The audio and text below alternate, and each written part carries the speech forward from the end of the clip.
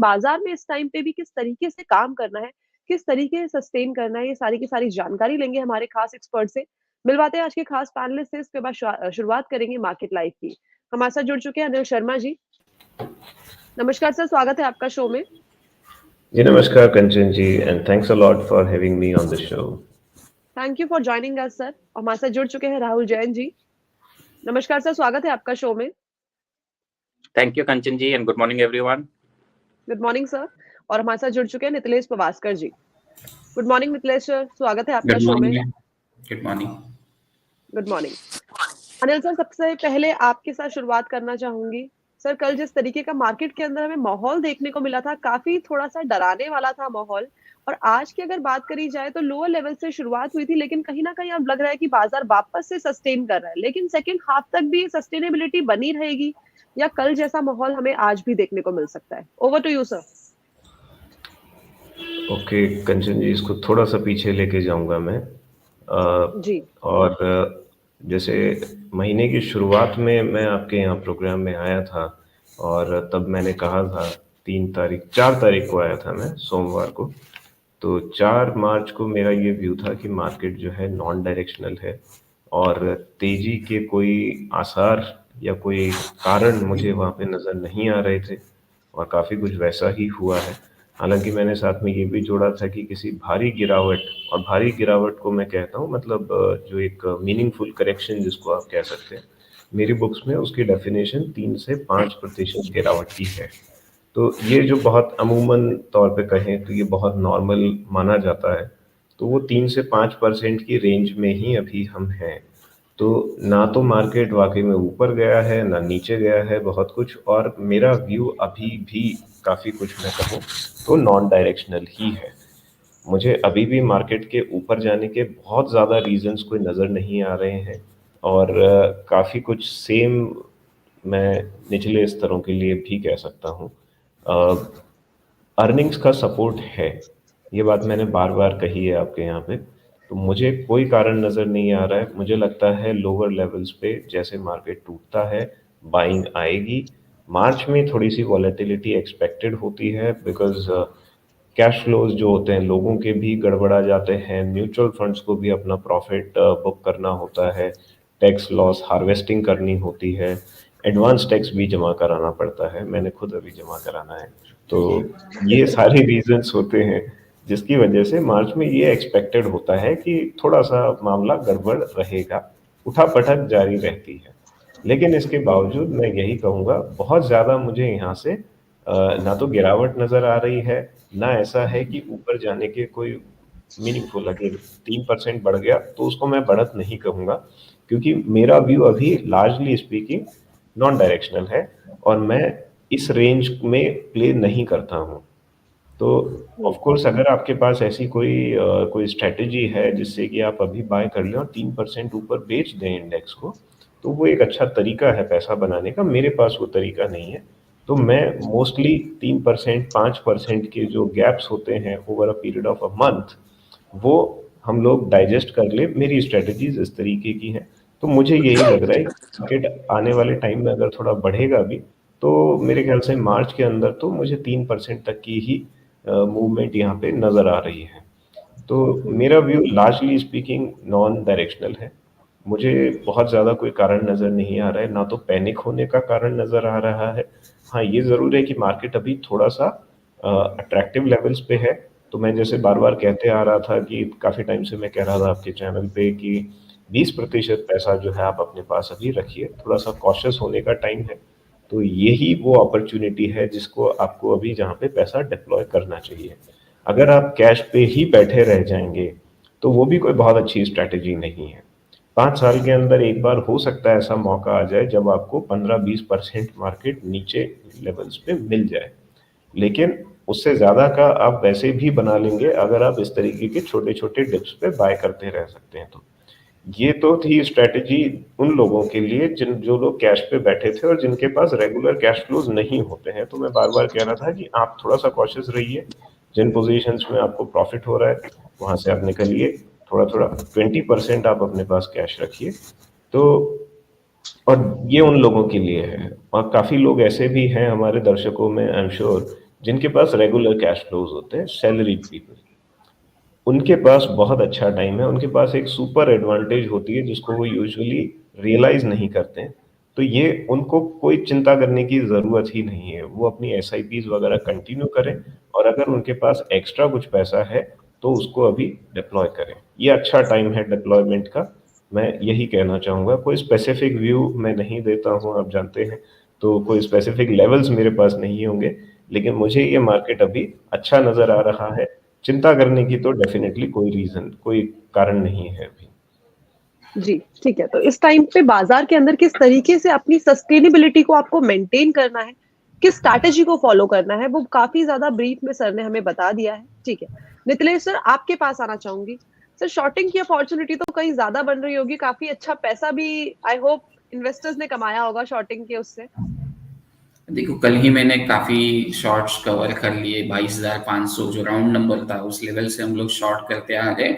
अभी भी shorts open है, लेकिन अभी थोड़ा सा हम लोग वेट एंड वॉच के मूड में है। हायर लेवल के ऊपर जाता है तो फिर से हम लोग सेलिंग का ही प्लान करने वाले हैं, क्योंकि देखो मुझे लग रहा है कि मार्केट में एक वीकनेस जरूर देखने को मिल गई कि इनिशियल लेवल के ऊपर मेरा जो टारगेट है 21,700 का टारगेट है, और इसके नीचे अगर जाता है तो बड़ा पैनिक हमें देखने को मिल सकता है। देखो जनरली सरप्राइजिंग मार्च होता है हमेशा, तो देखना पड़ेगा रिएक्ट कैसे होता है। कि 22,300 अभी हमारा स्टॉप लॉस होगा।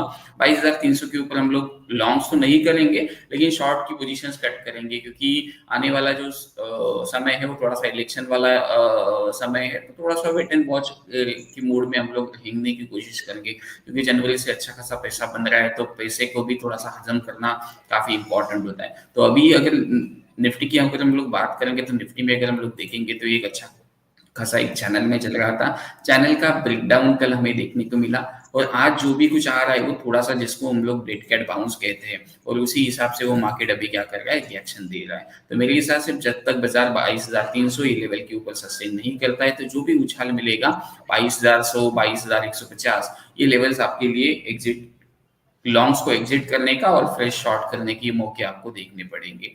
बैंक निफ्टी में अगर हम लोग देखेंगे तो पैनिक और बढ़ सकता है। बैंक निफ्टी की जो रेंज है अभी वो 46,500 एक इंपॉर्टेंट रेंज है। इस रेंज के नीचे अगर बाजार फिसलता है तो पहला इनिशियल लेवल के ऊपर टारगेट जो होगा वो 45,800 से लेके 45,500। इसके नीचे देखना पड़ेगा कि बाजार कैसे रिएक्शन देता है, क्योंकि वीकली चार्ट अगर हम लोग देखेंगे तो थोड़ा सा अभी एक डैमेज सिचुएशन में चल रहा है, और वीकली चार्ट के ऊपर राइजिंग वेज का फॉर्मेशन भी चल रहा है। तो देखना पड़ेगा कि मार्केट कैसे रिएक्ट करता है।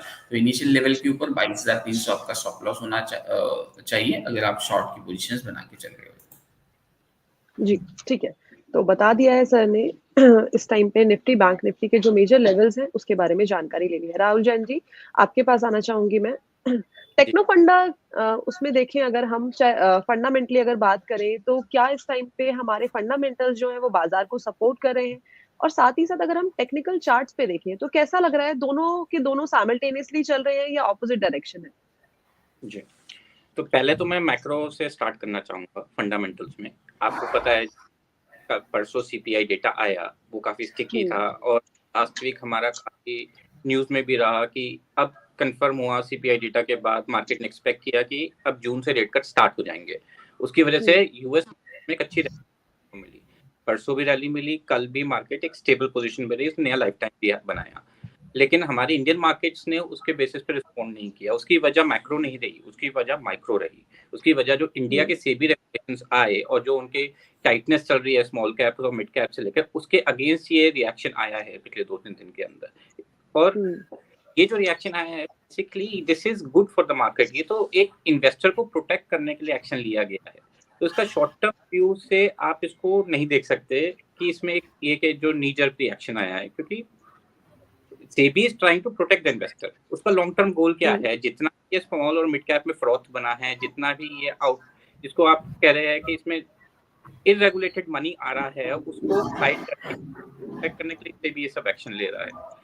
तो ये शॉर्ट टर्म रिएक्शन है। नंबर 2, मैं जानना चाहूंगा लोगों से कि पहले तो आप मुझे ये बताइए, इन्वेस्टर हैं कि आप एक ट्रेडर हैं? अब होता क्या है कि लोग आते तो इस पॉइंट ऑफ व्यू से है कि आई एम एन इन्वेस्टर और मेरा विजन है 3 साल 5 साल 10 साल का, लेकिन जब वो मार्केट में पोजीशन खड़ी कर लेते हैं वो एक ट्रेडर बन जाते हैं। कि डिप हो रहा है तो बाय करते रहो, ऊपर जाएगा बेच देंगे, फिर नीचे जाएगा खरीद लेंगे। तो आप इसी मार्केट में इसको, इस सिचुएशन को आप एक बेनिफिट की तरह से लीजिए। आप सोचिए कि आपने जब एक स्टॉक बाय किया था, आपका क्या गोल था, किस विजन से आपने वो स्टॉक लिया, उसको क्या आपने इसको एक ट्रेड की तरह लिया था या as a long term investment opportunity की तरह लिया था। अगर आपने ये ट्रेड की तरह लिया था तो फिर तो आपका स्टॉप लॉस ट्रिगर हो जाना चाहिए, आपको एग्जिट कर जाना चाहिए। आप अपने, आपका सेटअप है, आपकी स्ट्रेटेजी, आपका डिसिप्लिन है, उस हिसाब से you should not be in that stock anymore. और आपने कल को आपको फिर अपॉर्चुनिटी मिलेगी, आप पैसा बनाओगे। लेकिन अगर आप इन्वेस्टर हो तो इस क्रैश से, आप क्या डिप से आपको क्या फर्क पड़ता है? आपने एक फंडामेंटली स्ट्रॉन्ग स्टॉक लिया है। अगर आपने फंडामेंटली स्टॉक नहीं लिया है या आपने रेगुलरली स्टॉक लिया है तो आप उस पर रिसर्च कीजिए। This is the best time to understand कि आपका स्टॉक अच्छा स्टॉक है। अगर अच्छा स्टॉक है तो आपको डरने की जरूरत नहीं है, और अच्छा स्टॉक नहीं है तो अपने पोर्टफोलियो को एडजस्ट कीजिए। तो ईदर वे, तो it's not about psychology, market में ये सब तो होता ही रहेगा। और अगर आप इसके लिए रेडी नहीं हो, यू विल हमारा क्रिकेट का क्वीनडम।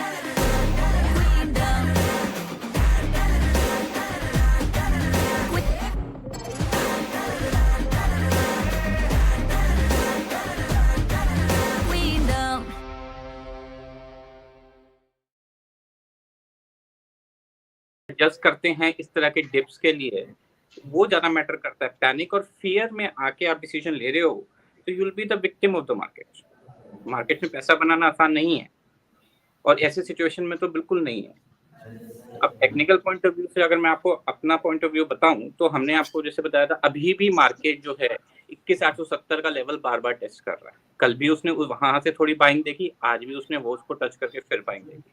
तो हमारा ये लेवल जो है वो ब्रेक नहीं हो रहा है। ऑल्दो आई फील अब कि लेवल जैसे जैसे टेस्ट हो रहा है ये पीक होता जा रहा है। तो टेक्निकल अगर ये ब्रीच करता है 21,520 का रहेगा लोअर साइड, तो मार्केट ब्रीच करना मुश्किल है, कंसीडरिंग कि ये जितना भी की सिचुएशन है 25 से 26 मार्च तक थोड़ी रिजॉल्व हो जानी चाहिए, और उसके बाद अप्रैल के अंदर से आपको एक अच्छी रिवर्सल दिखना चाहिए। और क्योंकि फिर क्वार्टरली रिजल्ट भी आएंगे, लेकिन वो रिवर्सल का बेनिफिट जो आएगा वो आप याद रखिएगा हाई ग्रोथ स्टॉक्स में ही आने वाला है, जो स्टॉक फंडामेंटली स्ट्रॉन्ग है। अब ये मार्केट पुराना मार्केट नहीं है जिसमें जो मर्जी खरीद लिया, आपको रिटर्न आ रही है, आप खुश हो रहे हो। अगर आपके स्टॉक में एक्चुअल में स्ट्रेंथ है और फंडामेंटली स्ट्रॉन्ग है तो वो ही आउट परफॉर्म करेगा। राइट, ठीक है। तो बहुत ही सही तरीके से सर ने बता दिया है कि इस टाइम पे आपको बाजार में क्या स्ट्रैटेजी बनानी चाहिए, फंडामेंटली इस टाइम पे हमारा स्टांस क्या है, टेक्निकली किस तरीके का लग रहा है। मिड कैप की बात कर ली, स्मॉल कैप की बात कर ली, ट्रेडर इन्वेस्टर, सारी की सारी जानकारी हमने ले ली है। ठीक है, ओवरऑल बाजार के ऊपर तो हमने बात कर ली है।